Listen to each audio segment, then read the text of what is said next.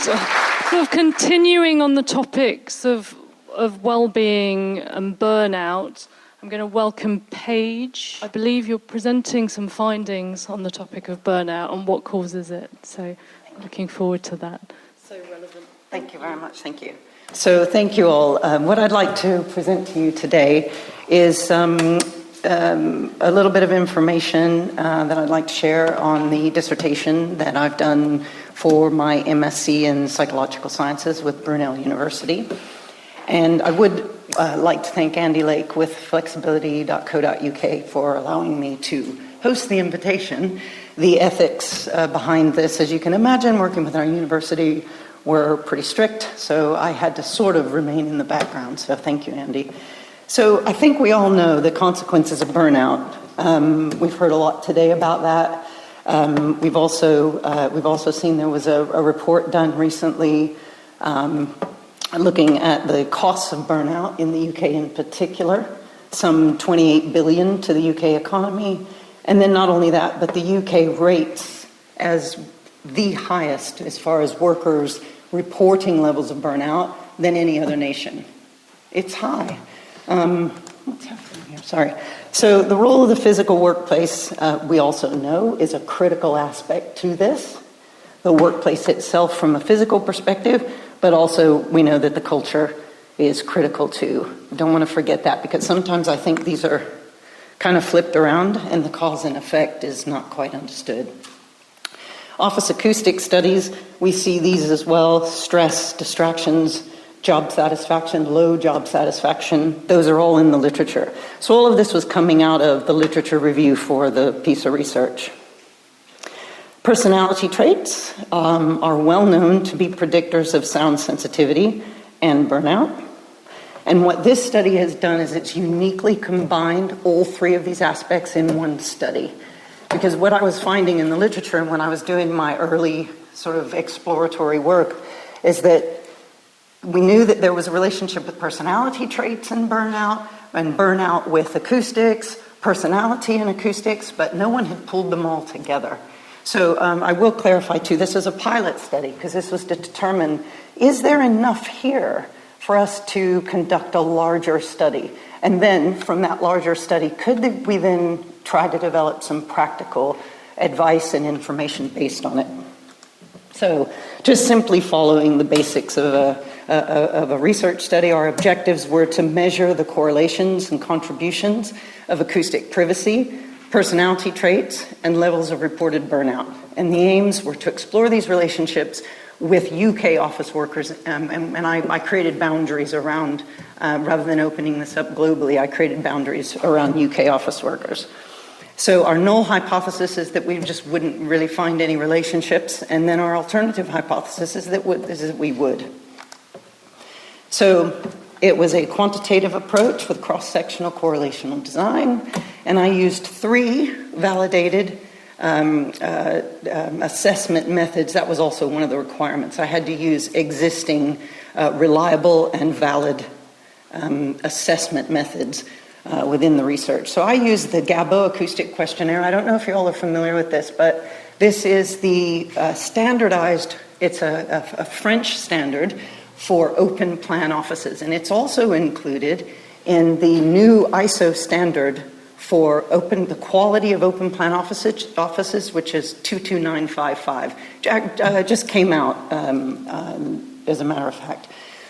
So the Gabo questionnaire, I used the second section of the Gabo questionnaire, and we were looking at things like a noise environment. So these are the types of sounds that are occurring in the environment, like people talking, people walking around, and equipment sounds. There was noise disturbance. So then the next question down is asking people, what are those what are the sounds within the noise environment, and do you find these disturbing? And then the noise type is where you're ranking these from least to most disturbing. And these were questions around activities. So intelligible, unintelligible speech, and activities related to equipment usage and things like that. Then I used the mini IPIP, which is a shortened version of our Big 5, and looked at our 5 personality traits, so openness, conscientiousness, extroversion, agreeableness, and neuroticism. And then I used the Maslach's burnout inventory, looking at all three of the dimensions of burnout. I noticed in a lot of the other existing studies, you'll find emotional exhaustion was measured, but not the other two aspects of burnout. So I brought all three of those together. So just to recap, in case anybody wants a refresher, emotional exhaustion is when we have feelings of being emotionally extended and exhausted by one's work. Our depersonalization is the feelings of being distant or indifferent to both our work and our colleagues. And then our personal accomplishment are our measures of feelings of competence and success and successful achievement in the workplace. I used Pearson's correlation to measure the degree of relationships between the two variables. We had 8 independent and 3 dependent variables, and then a standard multiple linear regression for looking for predictors. And I used SPSS 26 for the statistical info. All right. So I said this is a pilot study. So I looked at the acoustic questionnaire, the personality traits, and the burnout details of 52 individuals. If you notice that our age range is mostly those over the age of 45. Also, and if you think about the numbers from the Office of National Statistics, I'll just get onto this in just a second. The number of days per week in the office was 2 or less. So I think I'm weighted here. So we'll find this out when I expand this out to a bigger survey. So we have older people. Oh, crikey, oh yeah, I am in that. Yeah, I'm definitely in that. Are usually the ones that are spending more time outside of the office. So I don't think this number is necessarily far off what the Office of National Statistics is telling us. So keep this in mind that these respondents, the majority of them are spending less than 2 days a week, or 2 days or less per week in the office. And then we had our male-female other mix, and we have a majority of male respondents. Okay. All right, now I apologize, but I am going to give some stats, but I'll go quick. This is the lunch lull, isn't it? I think it is. Right, okay. All I wanted to do is just show you that when we look at our 3 dimensions of burnout against both our acoustic and our personality variables, these are the numbers. This is just to prove that they're real, or at least as far as the way these statistics ran. So what you can see with emotional exhaustion is we have our conscientiousness, our extroversion, our agreeableness. All 3 of the acoustic factors are showing statistically significant correlations. And then with personal accomplishment, it's extroversion and neuroticism that we see. And then if you look at depersonalization, we see that it's agreeableness, neuroticism, and one of the acoustic, or one of the acoustic factors.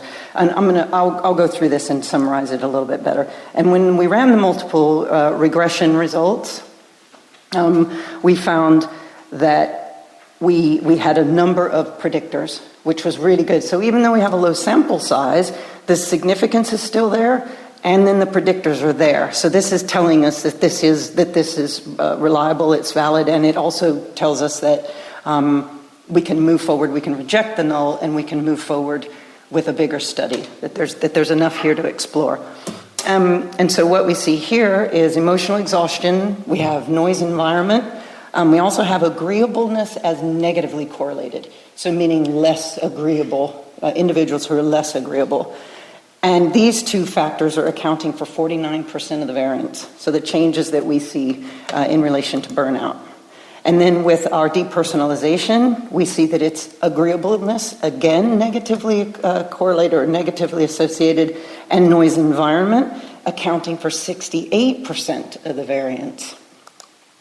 And then we have, with our personal accomplishment, we have neuroticism as the only factor. So there weren't any of the environment or the acoustic factors that played that played a significant role in personal accomplishment.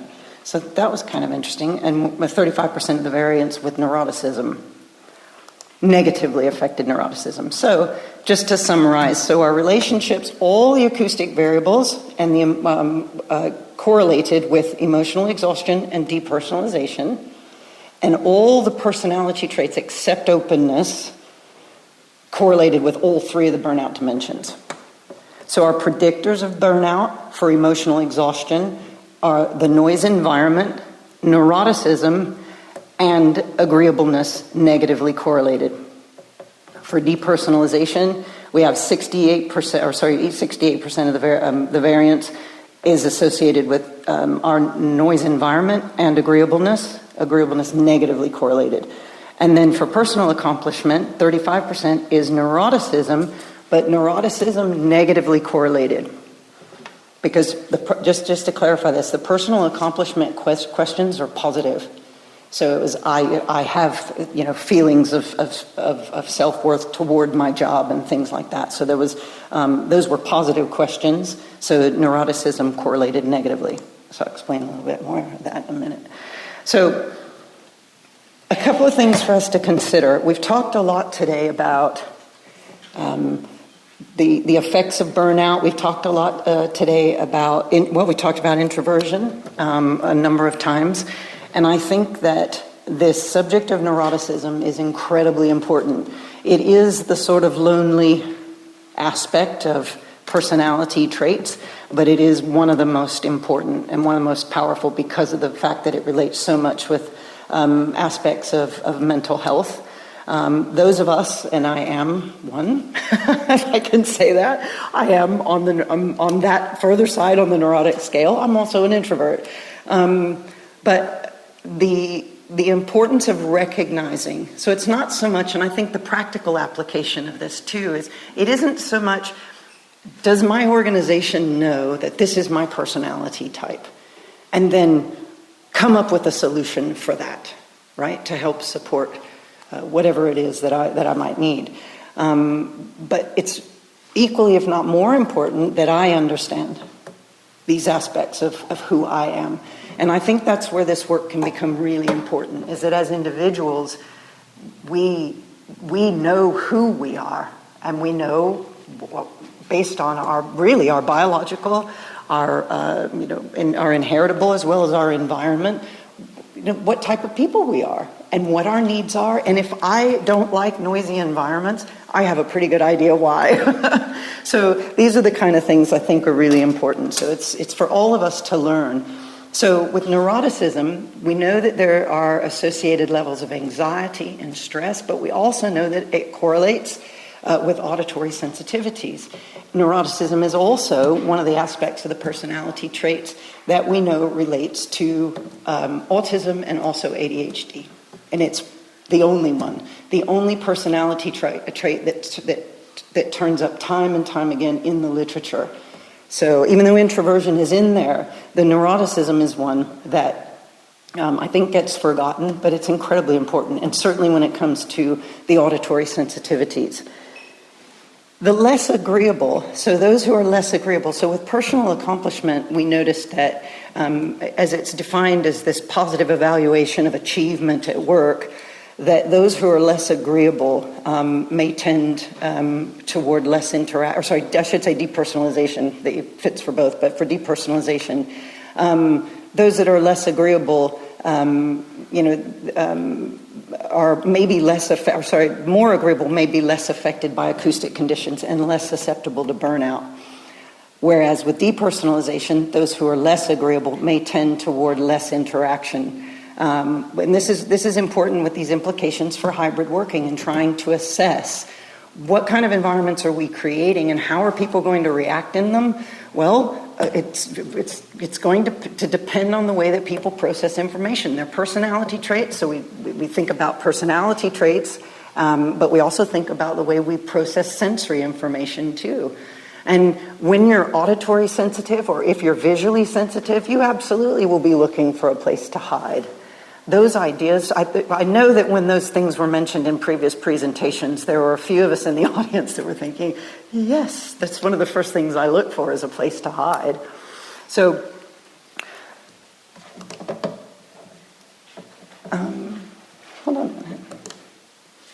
Right. So, in conclusion, the evidence has given us a strong argument that when we're considering the effects of burnout, the auditory or the acoustic conditions as well as personality traits are really important on burnout itself, but also these associated costs to us as individuals, to our businesses, and to society as a whole.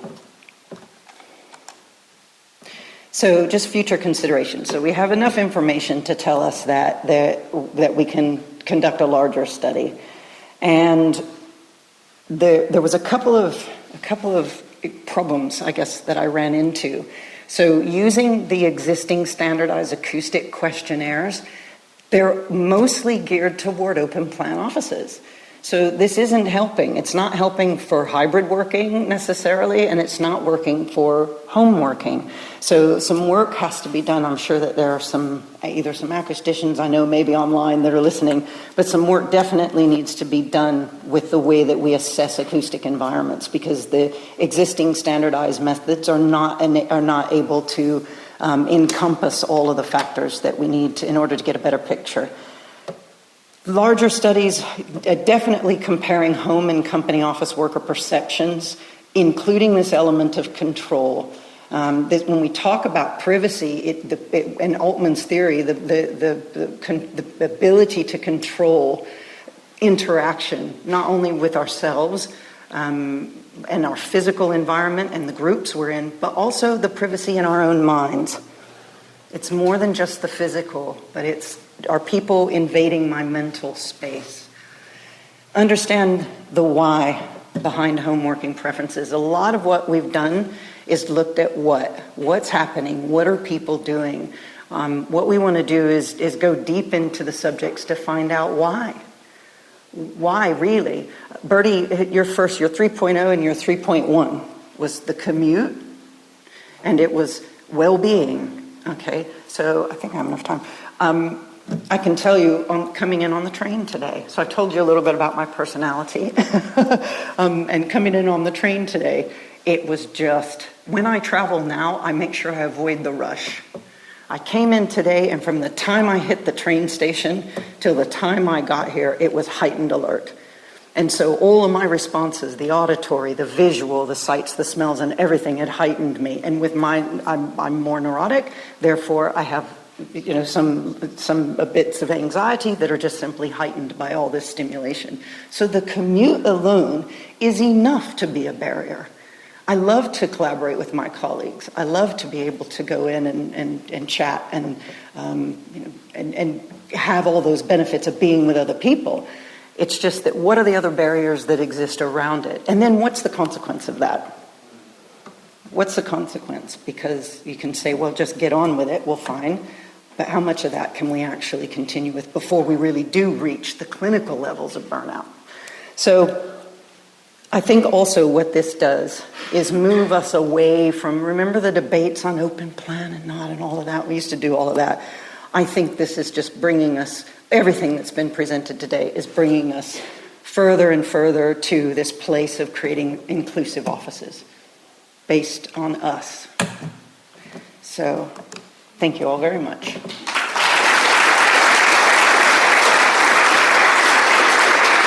Thank you, Paige. Thank you so much.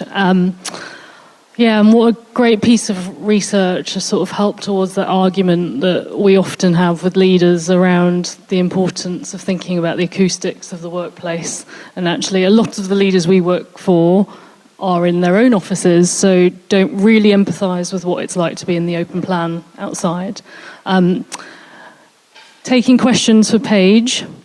Thank you. That was so interesting.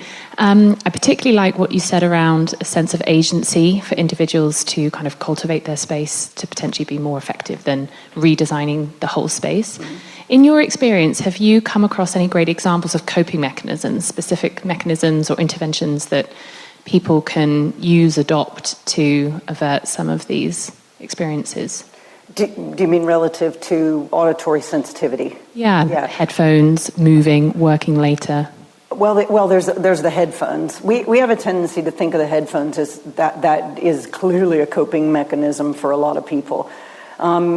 the control, and this is actually one of the big conundrums that we've had over the years with trying to solve for these acoustic issues, is that control, which we started to see more and more of, certainly with activity-based working, that enabled that control so you could just move. But not everybody wants to move.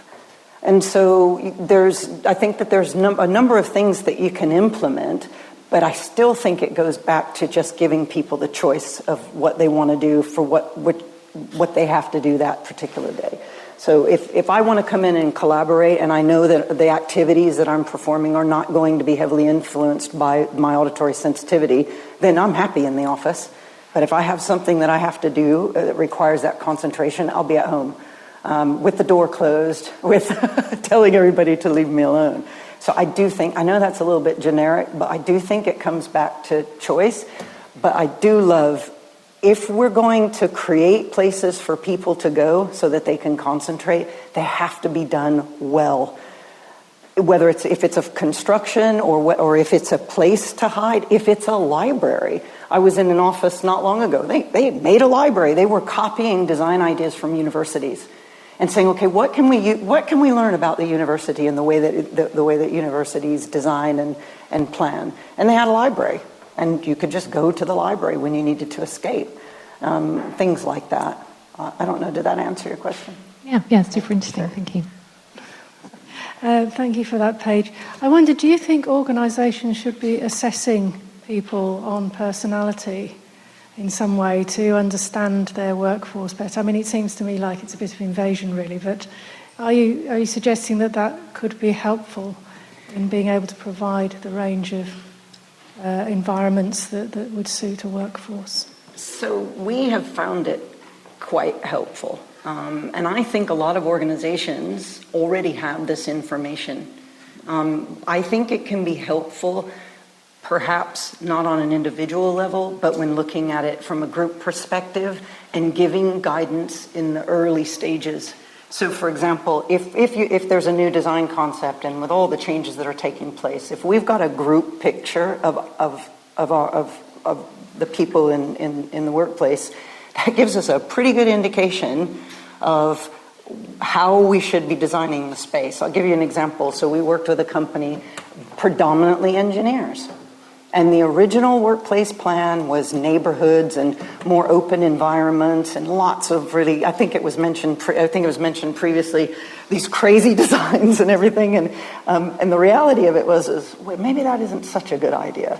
So let's think about this before we actually implement the design.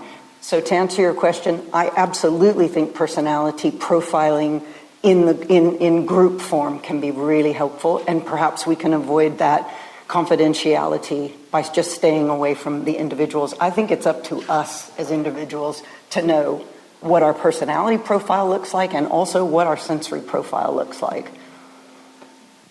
Okay. Thank you, Paige. Okay. And then just last question over here. Hi, thanks for that. A really interesting set of statistics coming out from that. Just thinking around then to creation of workplace strategies.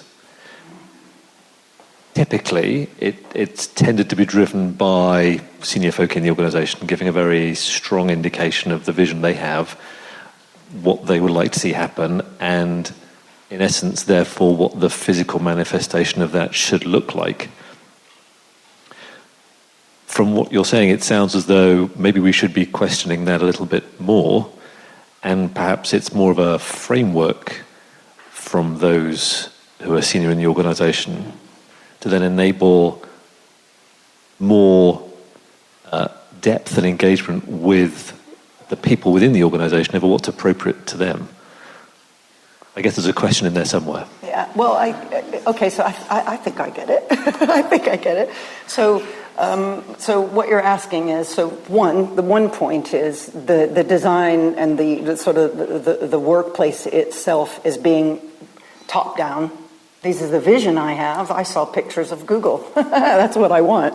And number two, it's a question of creating these spaces. Wait, actually, do the question two again.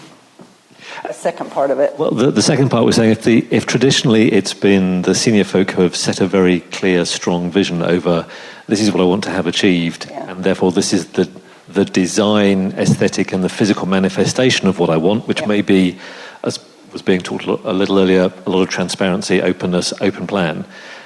Might it be that actually in the future we should be saying to senior folk, well, by all means set, and quite rightly you should set the framework maybe for what you want, but perhaps it's less about you being specific on what the physical manifestation of that is, and more that we engage more closely with the people who are undertaking the work to drive out what will deliver that maybe better.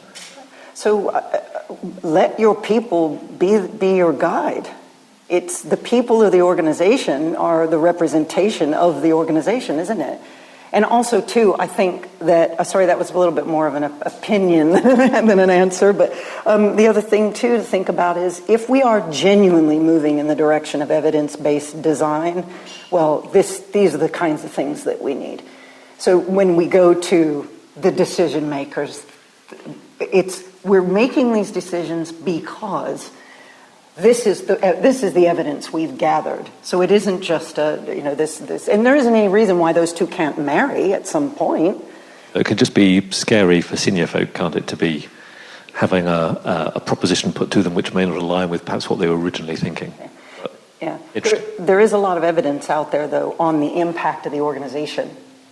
There's evidence to be, so those can be the first conversations, is that we know that if we make these decisions, these are the impacts on performance, et cetera, as best as we can with performance. But do you know what I mean? So there is evidence there to put that forward and then follow the evidence-based design approach. It's a good conversation to be having. Yeah, okay. Thank you.